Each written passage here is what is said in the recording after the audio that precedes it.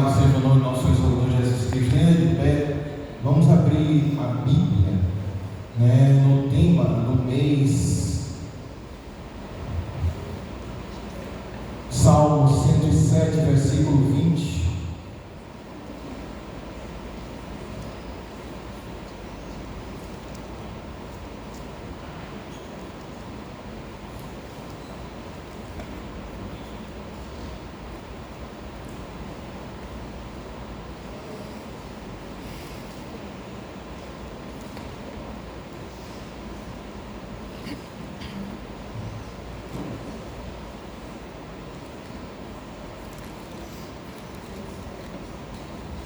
Salmo 107, o versículo 20, diz assim: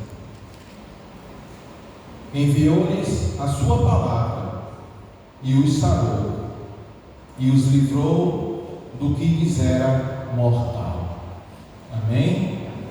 Enviou-lhes a sua palavra e os sarou, e os livrou do que lhes era mortal. A vacina é a palavra. Senhor, eis aí a tua igreja, eis aí a tua palavra, santa, poderosa, eterna, personificada em Jesus Cristo. Nós clamamos a ti por socorro para nossas almas, clamamos a ti por livramentos, livra-nos do fogo do inferno. Clamamos a ti, Senhor, por comunhão, que nós sejamos um só com Cristo, por louvor da tua glória, em nome de Jesus, amém. Podeis assentar.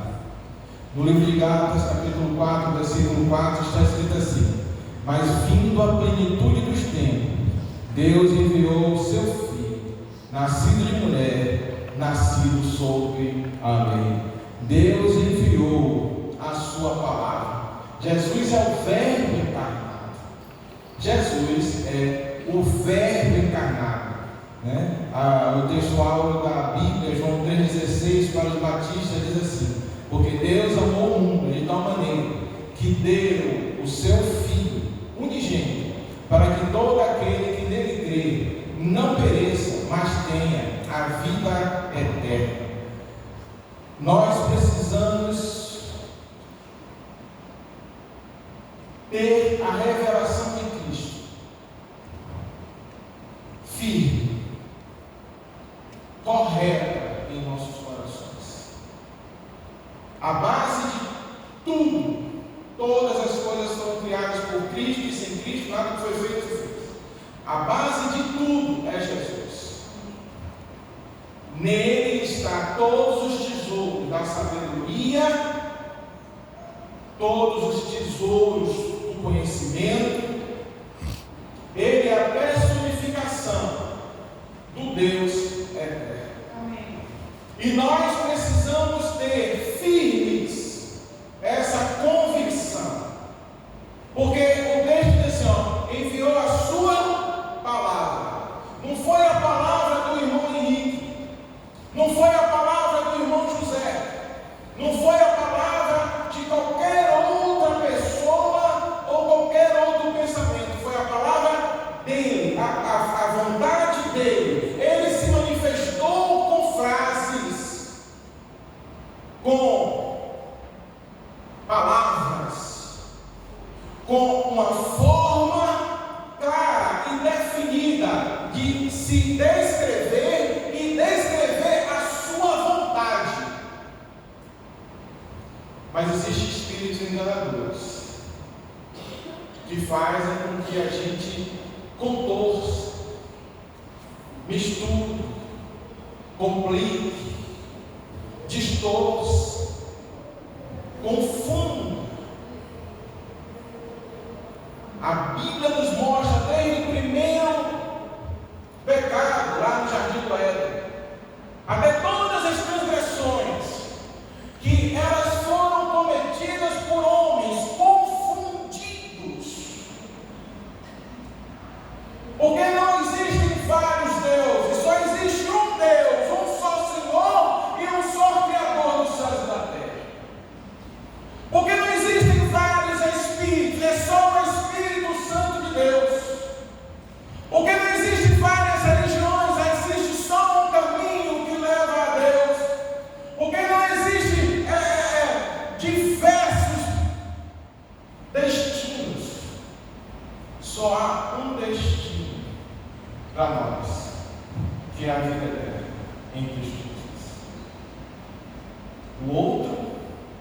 genuína. É o inferno. E esse radicalismo precisa ser patente, precisa ser constante, firme, precisa ser real na mente do cristão. A primeira lição que eu recebi do pastor Jurandir foi: você agora é protestante. Se você é protestante, é que você está protestando contra algo. E contra o que você está protestando? Contra falsas religiões. E como você vai saber o caminho a percorrer desse protesto? Lendo a Bíblia. E tudo aquilo que está fora da Bíblia, você protesta contra. Mas a gente está sendo invadido. A igreja, ela é firme, forte e inabalável, mas o grupo de pessoas que fazem parte da igreja, alguns estão sendo corrompidos, porque não têm a convicção de quem é Jesus, não tem a consciência de quem é Deus. Eu trouxe aqui no início do culto alguns termos que descrevem os atributos de Deus. Atributos incomunicáveis que ele não compartilha com o ser humano. Deus é onipotente. Jesus é onipotente. Deus é onipresente. Jesus é onipresente. Deus é onisciente. Jesus é onisciente. Deus é soberano. Jesus é soberano. Deus é imutável. Jesus é imutável. Deus é eterno. Jesus é eterno. Deus é autoexistente. Jesus é autoexistente. Deus é autossuficiente. Jesus é autossuficiente. Deus é imenso. Jesus é imenso. Deus é transcendente. Jesus é transcendente. Deus é infinito. Jesus é infinito. E já que Jesus e tem todas essas qualidades, e Jesus é o Verbo encarnado, a palavra do Senhor tem essas qualidades de transcender, de navegar por todos os aspectos do ser humano, da consciência humana, da mente humana, de gerar vida onde tem morte, de fazer aquilo que é inacreditável e inconcebível. Mas também está em Jesus a imutabilidade. Então você não pode fazer um Jesus para você. Você não pode criar um Jesus particular. Você precisa estar atento que o Jesus que vai te salvar, o Jesus que vai perdoar seus pecados, o Jesus que vai te dar a vida eterna, não é o seu Jesus, é o Jesus da Bíblia. É o Jesus descrito entre Gênesis e Apocalipse. Mas nós estamos sendo bombardeados com diversas concepções de Jesus que deixam a nossa fé confundida. E muitos de nós, por causa dessa falta de firmeza no Jesus verdadeiro, estamos nos deixando corromper aos poucos naquilo que é santo. Abra bem no livro de 1 Pedro, capítulo 4.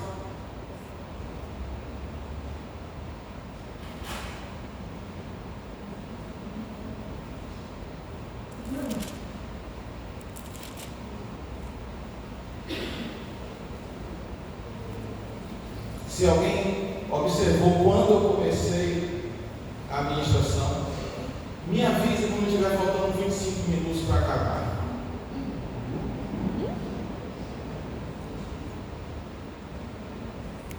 Primeiro Pedro, capítulo 4, nós temos Pedro enviando uma carta para a igreja perseguida, para a igreja que não foi arrebatada como eles pensavam que ia ser algo imediato, o arrebatamento.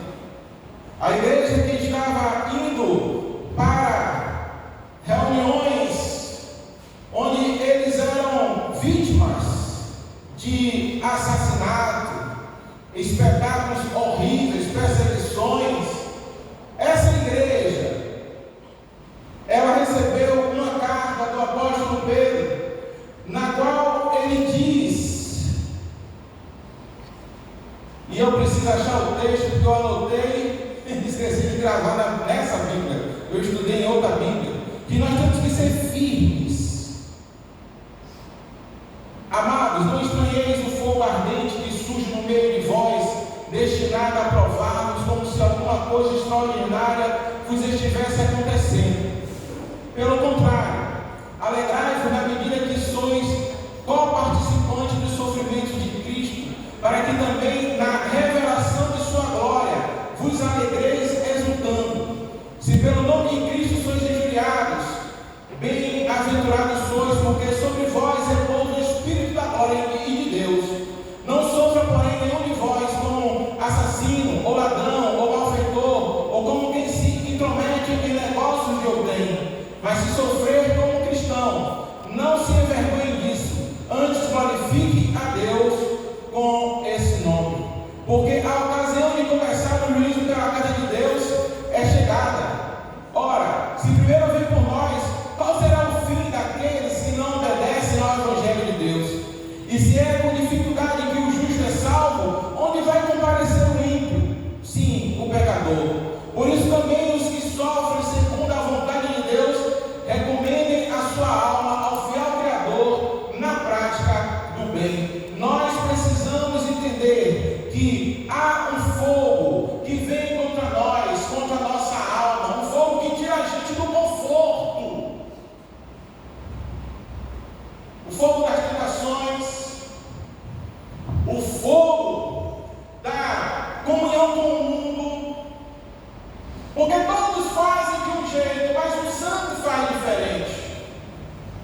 E há uma guerra na sociedade para que todos sejam iguais ao espírito da desobediência, como está escrito lá no livro de Efésios, capítulo 2. E nós temos que ser diferentes. E eu não estou chamando você para ser grosseiro, para ser ríspido, porque Jesus nos ensina a ser manso e humilde de coração. Mas eu estou chamando vocês para guardar a santidade, guardar o contato com Deus, guardar os olhos, guardar a boca, guardar a mente. No livro de Hebreus, capítulo 5, versículo 8, 9, a Bíblia diz que Jesus Cristo aprendeu a obediência. E aquilo é complicado para mim, porque eu levei um tempo para entender como é que Jesus vai aprender a obediência. E a gente vê Deus criando todas as coisas, e Jesus Cristo é o Criador de todas as coisas. Ele não está no patamar que nós estamos.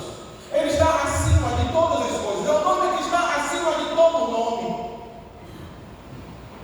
Como é que esse ser todo-poderoso, eterno, o ápice da pirâmide social, econômica, espiritual, o Rei dos Reis, o Senhor dos Senhores, como é que ele aplica a obediência? Ele tirou as vestes da eternidade e vestiu um corpo que nem esse meu, que sente dor, que nasce, cresce e morre.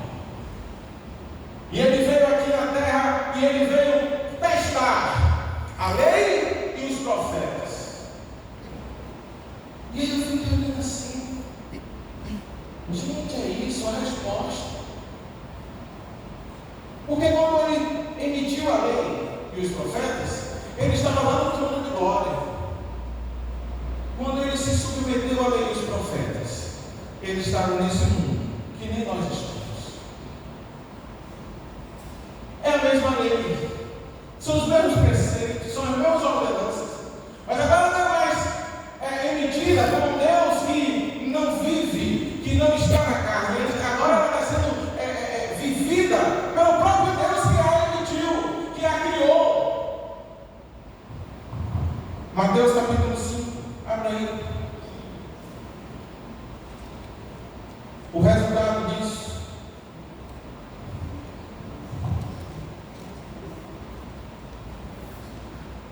Versículo 17 diz assim: não penseis que vim revogar a lei ou os profetas. Não vim para revogar, vim para cumprir. Ou seja, Jesus estava cumprindo a própria lei que ele criou. Ele criou a lei baseada na sua personalidade. Ele, quando ele disse não matarás, ele estava falando de quem? Ele estava falando da natureza dele. Quando ele estava falando não adulterarás, ele estava falando da natureza dele, da sua integridade, da sua santidade. Ele estava falando de si mesmo. Ele disse: olha, eu quero que vocês tenham comunhão comigo. Como eu sou o eterno Criador, a comunhão comigo existe se vocês se submeterem aos termos da minha forma de viver. Só que agora esse mesmo Deus veio viver a santidade de Deus como homem. Esse mesmo Deus santo que criou a lei, veio viver a lei, não como Deus, mas como homem. E aí ele reformou a lei, porque ele aprendeu a obediência. E ele, ao reformular a lei, ele mostra o fruto do Espírito Santo de Deus na vida de um homem. E ele diz assim: não penseis que vim revogar a lei ou os profetas.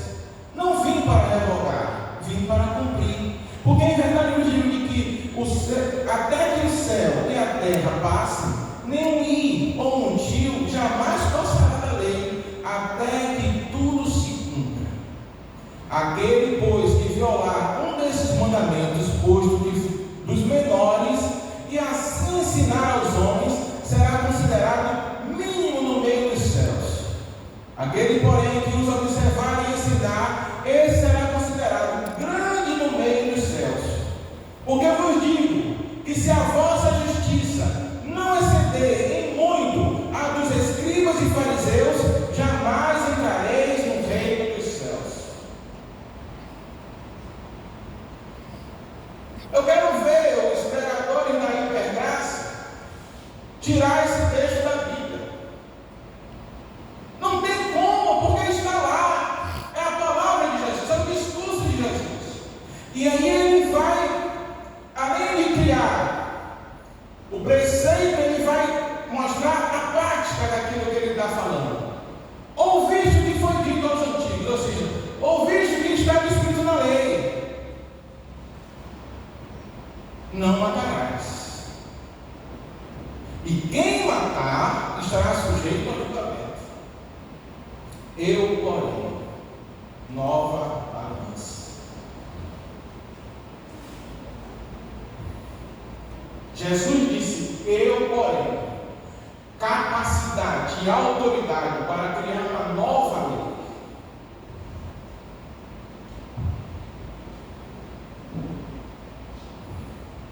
Todo aquele que sem motivo se irar contra seu irmão estará sujeito a julgamento. Não é mais a morte, não é mais o ato de matar uma pessoa.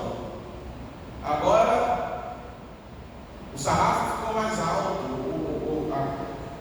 a forma de ler, entender e viver a vontade de Deus mudou.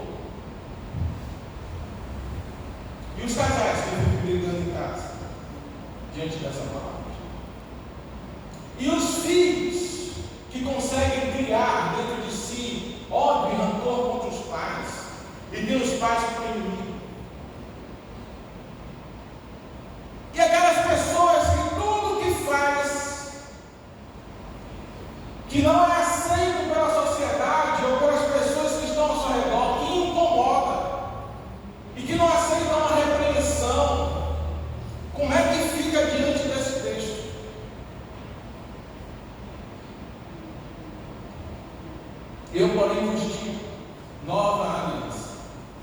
a aliança que Jesus criou, a novidade de vida, a lei do Espírito de vida em Cristo Jesus, eu, porém, vos digo com autoridade, onisciente, onipotente, onipresente, imenso, transcendente, eterno, é esse que está falando aqui.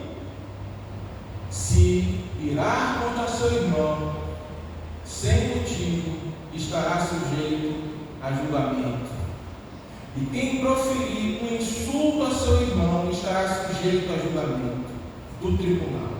E quem lhe chamar tolo estará sujeito ao inferno de fogo.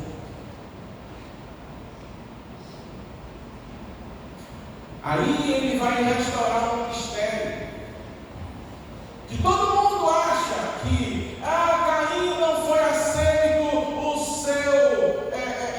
a sua oferta por causa disso, por causa daquilo outro. Mas aqui está a explicação. Se, pois, ao trazeres ao altar a tua oferta, ali te lembrares de que teu irmão tem alguma coisa contra ti, deixa perante o altar a tua oferta, vai primeiro reconciliar-te com teu irmão, e então voltando, faz a tua oferta. A primeira morte da Bíblia, Caim matou Abel, porque Caim ficou ofendido, porque Deus recebeu a oferta de Abel e não recebeu a de Caim. E teólogos diversos falam várias teorias com relação ao porquê. O porquê é isso? Caim brigava com Abel. Era o comportamento de Caim que era inadequado. Aprenda a se sujeitar às boas normas. A convivência é pacífica, porque são os mansos que herdarão a terra. Bem-aventurados os pacificadores. Aprenda de Jesus que é manso de coração. Irmão, é a parte prática do amor.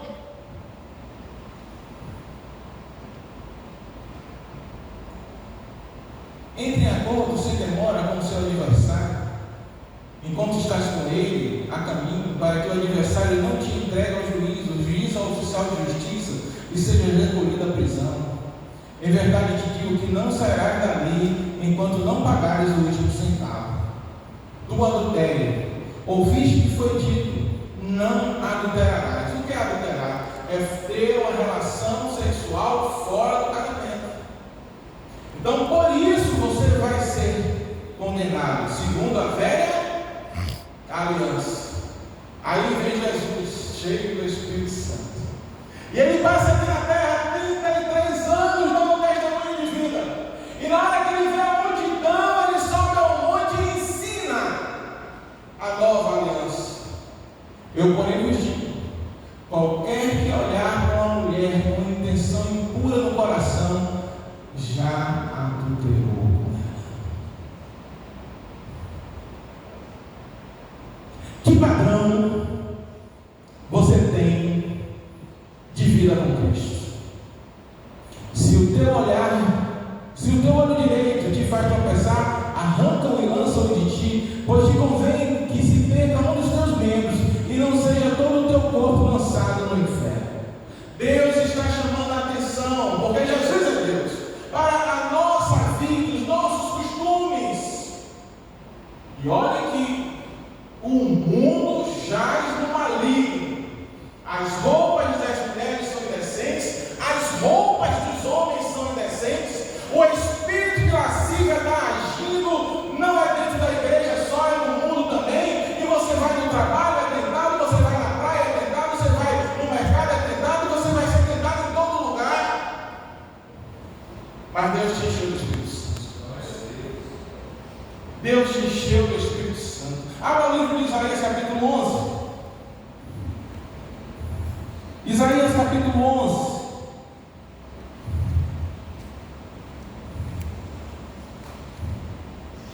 Do tronco de Jessé sairá um rebento, e das suas raízes um renovo.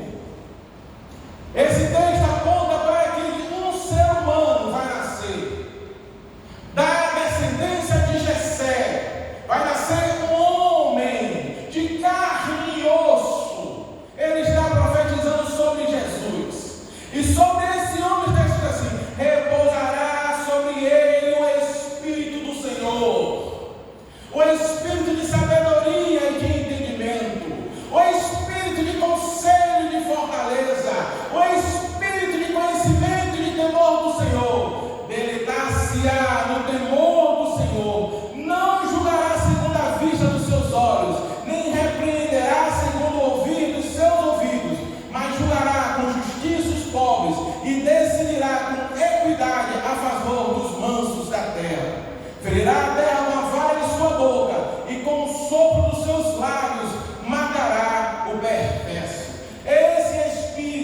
está em Jesus Cristo está na igreja, está no crente fiel, está naquele que busca a palavra, o conhecimento, está naquele que foge do pecado, está naquele que ama a Jesus. Amados,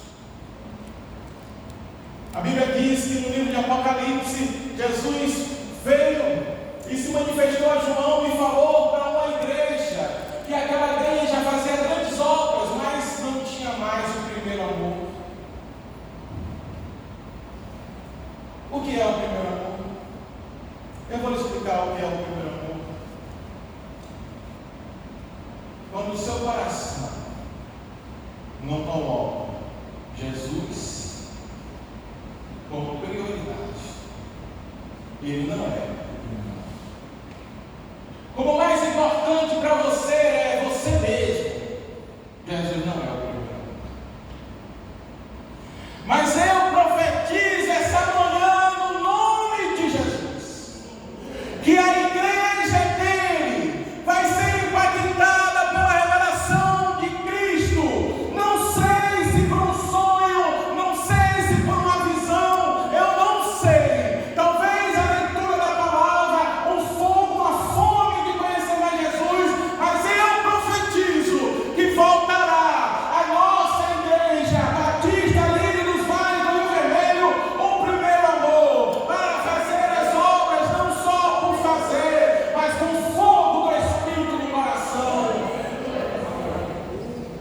Nós precisamos entender, é necessário nascer de novo, é necessário rever a aliança, é preciso ler a Bíblia todo dia, porque todo dia ela nos confronta, todo dia ela nos abençoa, todo dia ela vai circuncidando o nosso coração, tirando aquele pecadinho, tirando aquela rotina distrativa que impede a gente de ter mais comunhão. Que o santo santifique-se mais. Que o santo santifique-se mais. Que o santo santifique-se mais. Senhor, perdoa meus pecados, perdoa os pecados da tua igreja. Que o santo santifique-se mais. Vou pedir a igreja para ficar de pé. Eu vou pedir para que pela fé você coloque a mão no seu corpo, onde você está precisando de cura. Se você precisar, eu pedi aos evangelistas que venham aqui para frente. Eu não sei se tem algum diácono na casa, mas se tiver alguém, providencie o óleo ungido. Em nome de Jesus. Vamos orar, irmãos. Vamos orar. A diferença de vir aqui na frente e receber o óleo é o cumprimento da palavra. O presbítero vai ungir com óleos enfermos, os enfermos serão curados. Nós precisamos curar o nosso coração, nós precisamos curar o nosso corpo, nós precisamos do mover de Cristo em nossas vidas. Nós precisamos voltar ao primeiro. Então, em nome de Jesus, aquele que está precisando